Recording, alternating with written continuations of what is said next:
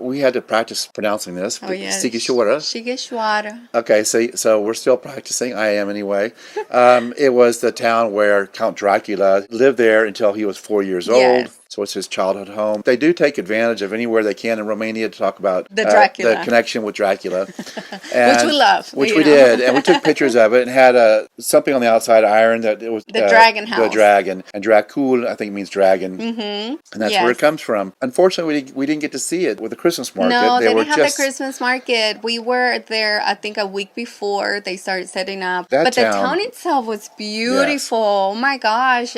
We walked all around the downtown area. They have a small little Central Park. And we stayed at Central Park Hotel. Yes, which is right across the street. Which also was very big. It seemed a common theme here in these older buildings that have the hotels. Yes. They're very unique and they're nice sized rooms. Yes. The town itself, it was beautiful. They have the beautiful houses, with the pastel colors, and they have a really nice town square, where they have like a little train that can take the kids, around the area. Plenty of shops. There's a church. There's an old cemetery right next to the church. Oh my gosh. And I swear, I think, and I believe that something very weird happened when we were there, because we were walking and it was at night. There's nobody else around us. And then we're walking towards the church. And the church has like a little house right next to it. And these houses are small. It's just like it was just like a little closet size area, And it has a chimney. Well, I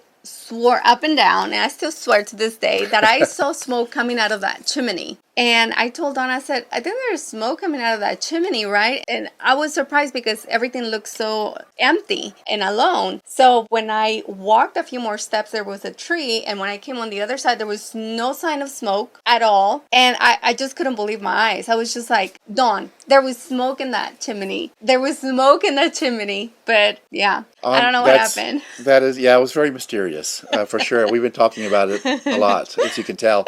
It was... It happened. It was, I believe her. I really do. I believe her.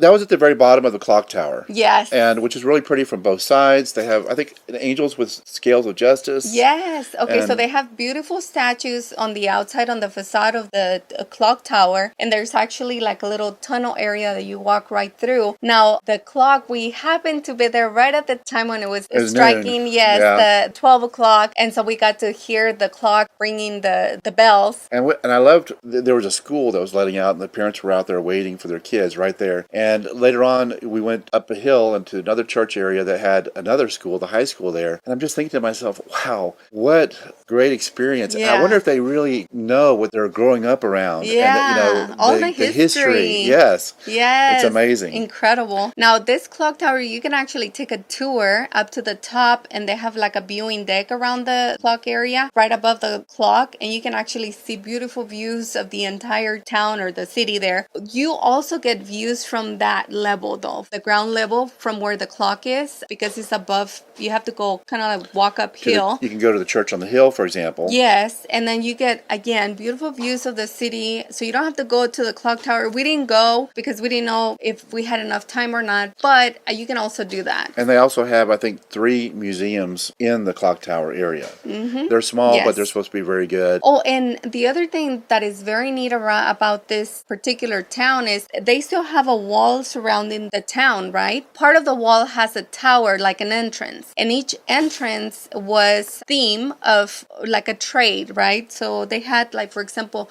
the bootmaker's tower. The rope makers is one of them. It was near the church on the hill and right above the evangelical cemetery. Yes. And the other one that we saw was the one for...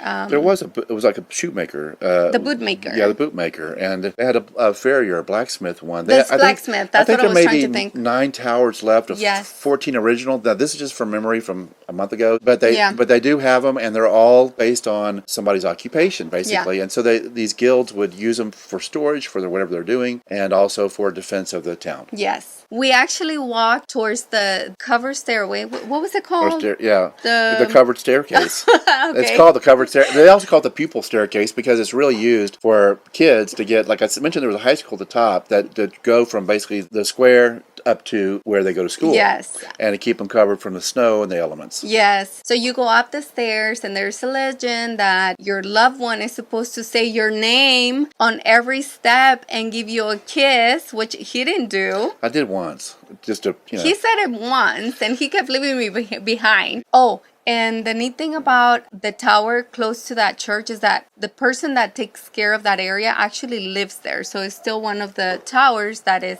the rope maker's livable. tower. Yeah. You can't go inside and visit that one. No, someone lives there. The caretaker actually for the evangelical cemetery lives there. Let's get back to that church on the hill for a minute. Oh, because yes. we were not expecting to do a tour. We were just going to take pictures. We thought we could just walk in. Oh, actually, I don't even know if we were going to go inside, to be honest with you. We were, and so they said, hey, come on in. So, of course, we were like, okay, okay. Sure, we're there.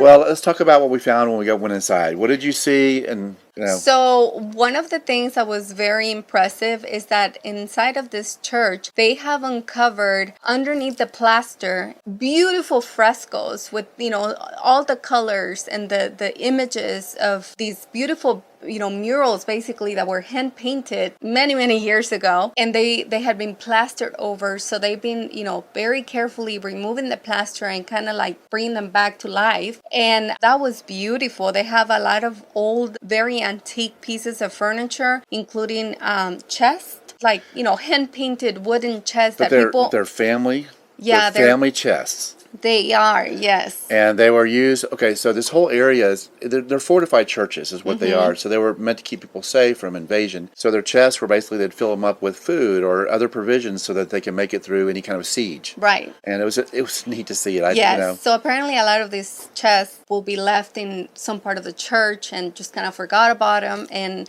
anyways, now they brought them back into the church and they're out, in this place so you can actually see them. They're beautiful. The other thing that they found was a crypt underneath the church, which apparently is very unusual for Eastern Europe to have that. Yes. And one thing that we learned is that some of the people that were buried on the floor of the church, one thing that was really neat that we had never seen before was, what do you call it? It's like a headstone, but it's the one that the headstone? It covers, but they're lengthwise like the size of a human. Yes, and normally when you go to some of these churches that we've seen, we actually, you can actually walk on them. Yeah. Well, on this particular church, they were actually turned upside down. And the reason that they did that, they believe, is because they wanted to preserve the image. Now, the images on some of those are like incredible. Yes. Like one of them had actually like the carving of a knight, and that was beautiful. Yeah. I thought that was very impressive. Then we went down to the crypt. So it's a very small room. About 60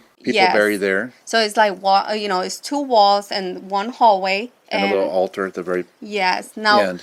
I mean, it was a crypt, right? But what was unique about this crypt was that they actually had 2 of the areas actually have a clear glass covering, so you can actually see what was inside of the crypt, and it was very shocking. You can still see the sarcophagus made out of wood. The wooden coffin. Yes, the wooden coffin. It's there, and it's being eaten away by, I guess, time. But then the bodies. And you can actually see bones and hair, and I don't know. We were unsure if it was real or not. Yeah, but it looked pretty real. Shocking. It was pretty real. I mean, It looked very real, and it was very shocking. We didn't expect to see that. So yeah, that was a very unique experience. Now, the other thing I'd mentioned was they have an altar there, and it's dedicated to the grandmother of Jesus. Oh my gosh, yeah. With her name, I've now forgotten. Right. What the tour guide was telling us is that the image that they had in the altar was the image of the mother of Mary being the mother of Jesus. And it just kind of like blew my mind. Like, we never talk about the grandparents of Jesus, right? So I don't know. It was just very unique. I just had never seen anything like that. So it was beautiful. Sighisoara. I definitely would go there. It was high on my list of unique and very authentic places to visit. Beautiful town, yeah. Thanks for listening to the Family Abroadcast. Pursuing a life of slow travel and adventure, or more stories, less stuff.